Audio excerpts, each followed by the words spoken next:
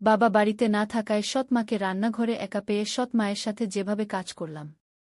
বন্ধুরা, গল্পটি সম্পূর্ণ শুনলে আপনাদের মেশিন দিয়ে পানি চলে আসবে। আপনারা হাতের কাজ করতে বাধ্য হবেন, তাই হাতের কাজ করার আগে হাতের কাছে অবশ্যই টিস্যু রাখবেন। আজকের এই গল্পে আপনাদের স্বাগতম। আমার নাম বন্দনা এবং আমি আমার স্বামীর দ্বিতীয় স্ত্রী। গ্রীষ্মের দুপুর ছিল, সূর্য যেন আকাশ থেকে আগুন বর্ষণ করছিল আর বাড়িটি স্বাভাবিকের চেয়ে বেশি নিস্তব্ধ লাগছিল। আমি রান্নাঘরে দাঁড়িয়ে তাজা সালাদ তৈরির জন্য ফল কাটছিলাম এবং নিজের চিন্তাগুলোকে ব্যস্ত রাখার চেষ্টা করছিলাম। আমার স্বামী যেমন সবসময় কাজে ব্যস্ত থাকতেন, যা আমাদের পরিবারের চেয়ে বেশি তার সময় দাবি করত। আমি তার দীর্ঘ অনুপস্থিতি এবং এর সাথে আসা একাকিত্বের সাথে অভ্যস্ত হয়ে গিয়েছিলাম। কিন্তু আজকের দিনটা কিছুটা আলাদা লাগছিল, কারণ আদিত্য, আমার ২৪ বছরের সৎ ছেলে, হঠাৎ রান্নাঘরে চলে এলো। তার উপস্থিতি সবসময় স্বাভাবিক এবং শক্তিতে ভরপুর থাকত, যা ঘরে প্রবেশ করতেই যেন প্রাণ সঞ্চার করে দিত। বছর ধরে আমি তাকে আমাদের পরিবারের অংশ হিসেবেই মেনে নিয়েছিলাম, কিন্তু সম্প্রতি আমি তার আচরণে ছোট ছোট পরিবর্তন লক্ষ্য করছিলাম, আর সেগুলোকে উপেক্ষা করা এখন আমার পক্ষে কঠিন হয়ে উঠছিল। কিছু সাহায্য লাগবে? সে এসেই জিজ্ঞেস করল। তার কণ্ঠস্বর স্বাভাবিক ছিল, কিন্তু তাতে সামান্য অনিচ্ছা বোধ হচ্ছিল। সে আমার দিকে তাকাল, তারপর সেই ফলের দিকে যা দিয়ে আমি সালাদ কাটছিলাম। আমি তখন কোনো কথা না বলে সালাদ কাটতে থাকলাম, আর তার দৃষ্টি এক পলকের জন্য আমার উপর আটকে গেল। আমি হাসতে হাসতে তাকে একটি ছুরি দিলাম এবং বললাম, শোনো বেটা, তুমি কি সালাদ কাটতে আমাকে সাহায্য করতে পারো? সে তৎক্ষণাৎ মাথা নেড়ে সম্মতি জানিয়ে আমার পাশে এসে দাঁড়াল এবং কাটতে শুরু করল।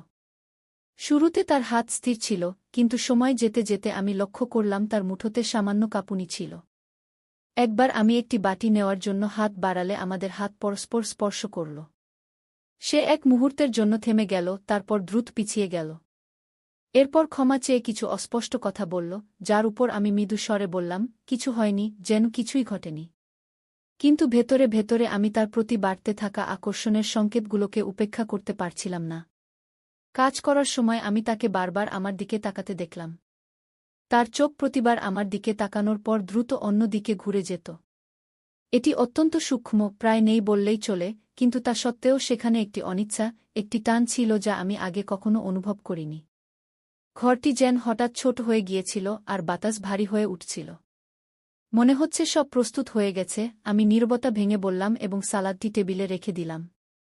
আদিত্য মাথা নাড়ল, তার মুখমণ্ডল সামান্য লাল হয়ে উঠেছিল, যেন কোনো অদ্ভুত বিষয়ে লজ্জা পাচ্ছে বা এমন কিছু গুরুত্বপূর্ণ ভাবছে যা সে বুঝতে পারছিল না। সে কিছুক্ষণ সেখানেই দাঁড়িয়ে রইল, প্রয়োজনের চেয়ে বেশি সময়, তারপর বলল, আমাকে একটি কল করতে হবে, এ বলে ঘর থেকে বেরিয়ে গেল। আমি সেখানে দাঁড়িয়ে খালি দরজার দিকে তাকিয়ে আমাদের মধ্যে হওয়া কথোপকথনটি মনে মনে বারবার ঘুরিয়ে দেখছিলাম। তারপর আমি নিজেকে বোঝালাম যে এটি কিছুই নয়, শুধু একটি ক্ষণিকের মুহূর্ত। আদিত্য একটি যুবক, হয়তো অন্য কোনো কারণে ঘাবড়ে গিয়েছিল বা লজ্জা পেয়েছিল। কিন্তু ভেতরে আমি জানতাম যে ব্যাপারটি তার চেয়ে অনেক গভীর ছিল। তার দৃষ্টি, অনিচ্ছাকৃত স্পর্শ এবং তার কণ্ঠের কাঁপুনি, এগুলো সবই যেন ইচ্ছাকৃত ছিল, যদিও তার উদ্দেশ্য তা নাও হতে পারে। সেই সন্ধ্যায় যখন আমি সোফায় বসে আমার স্বামী ফিরে আসার অপেক্ষা করছিলাম, তখন আমি এই অনুভূতিকে ঝেড়ে ফেলতে পারছিলাম না যে আদিত্য আর আমার মধ্যে কিছু পরিবর্তন হয়েছে। এটি সূক্ষ্ম ছিল, যেমন একটি ছায়া যা দৃষ্টির আড়ালে চলে যাচ্ছে, কিন্তু তবুও এটি সেখানে ছিল। এবং তখন, যতই চেষ্টা করি না কেন, আমি এটি উপেক্ষা করতে পারছিলাম না। পরের দিনগুলোতে সবকিছুই আমার কাছে অদ্ভুত লাগতে শুরু করল, যেন আদিত্য আর আমার মধ্যে একটি অদৃশ্য রেখা টানা হয়েছে, যদিও আমরা দুজনেই এটি নিয়ে কোনো কথা বলিনি।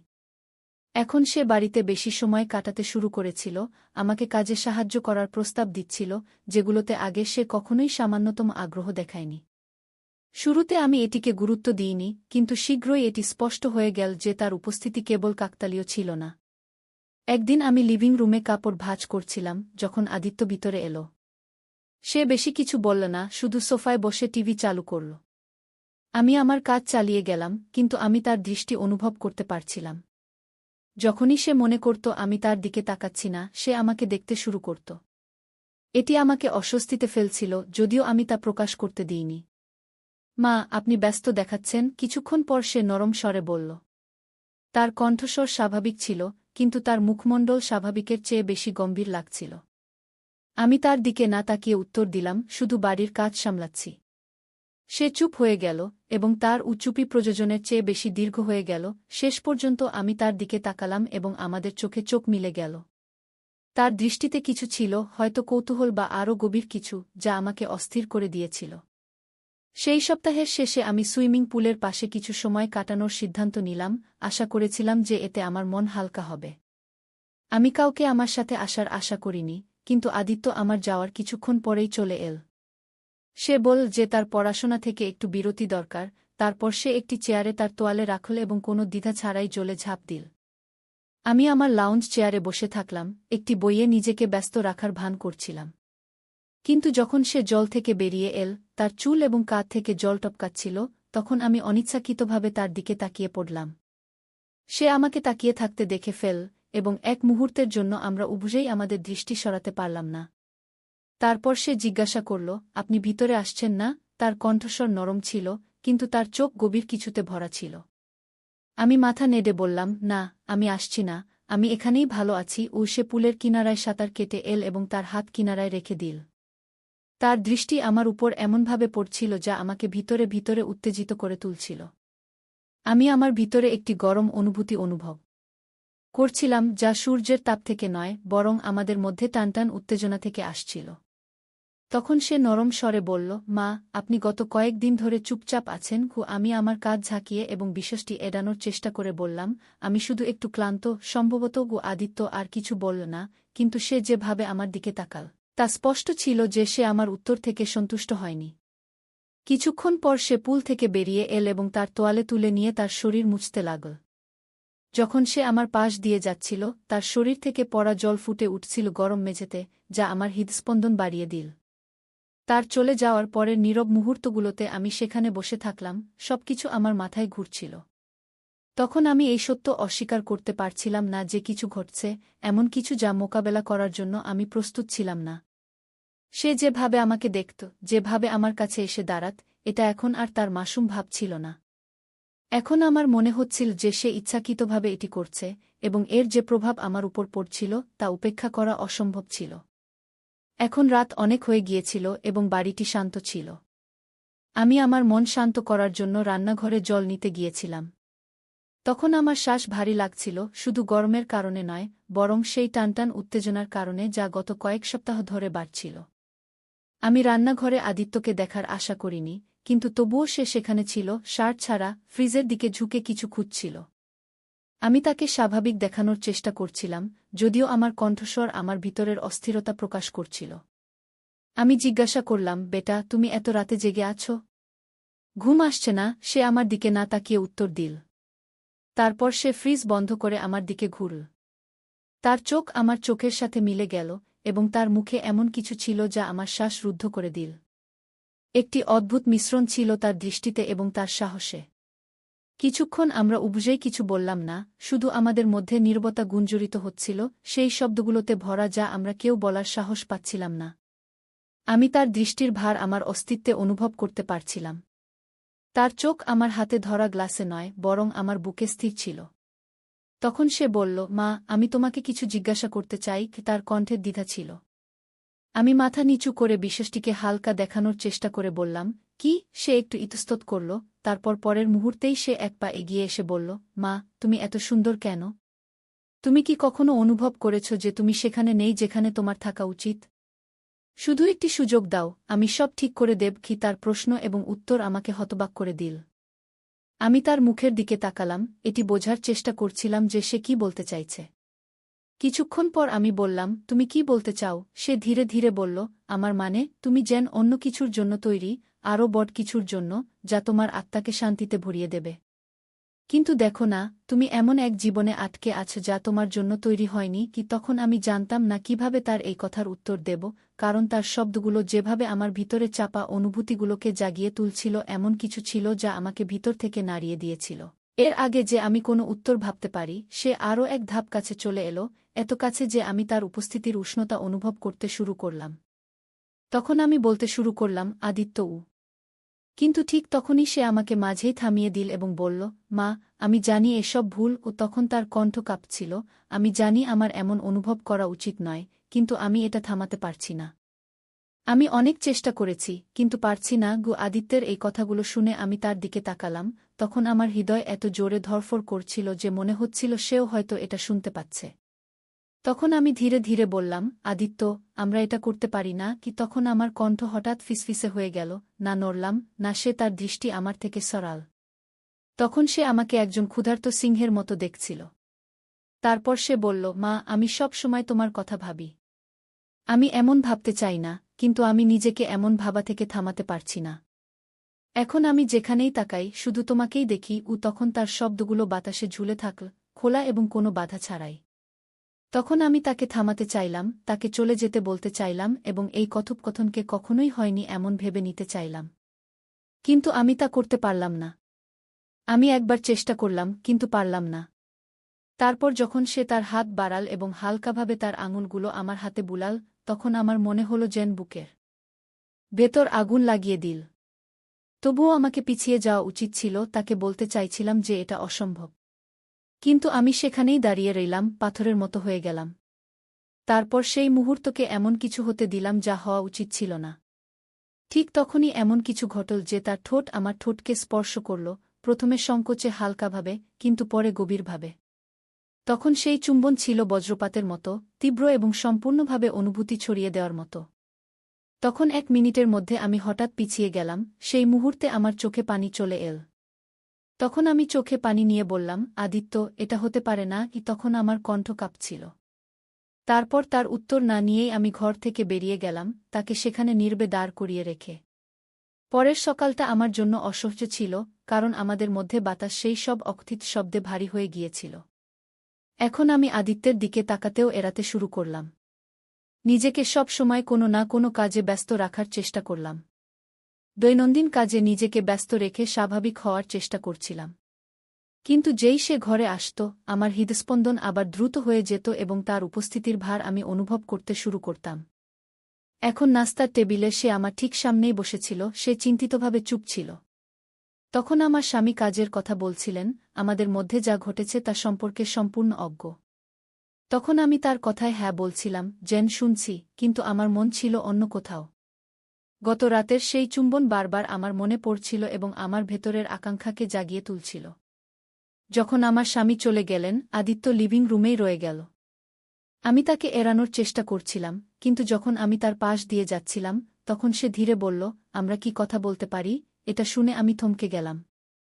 তখন আমি জানতাম যে এই কথোপকথন থেকে আমি চিরকালের জন্য পালাতে পারব না। তারপর কিছু না বলে আমি ফিরে গিয়ে সোফার এক প্রান্তে বসলাম, তার থেকে যত দূর সম্ভব দূরে। তারপর সে বলল, মা, আমাকে ক্ষমা করে দাও। তখন তার কণ্ঠ ছিল অনুতাপে ভরা। সে আমার এমন করা উচিত ছিল না।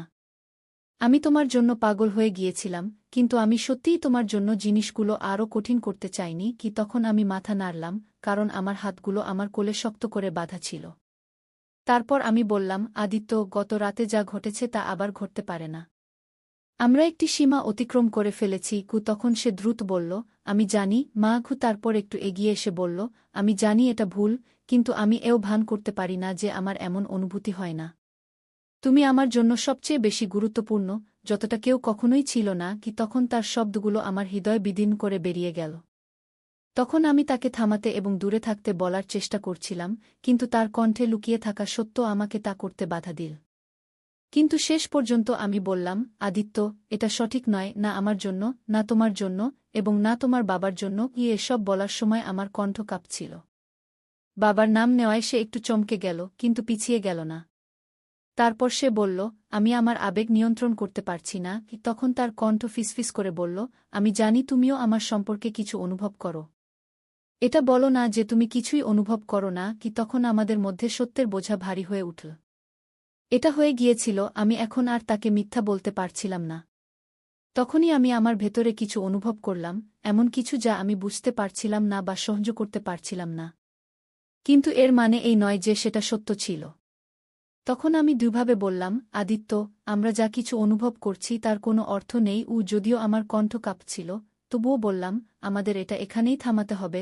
আদিত্য বলল, আমরা এটা করতে পারি না কি? তখন সে আমার দিকে তাকাল এবং একটি বেদনার সঙ্গে আমাকে দেখতে লাগল।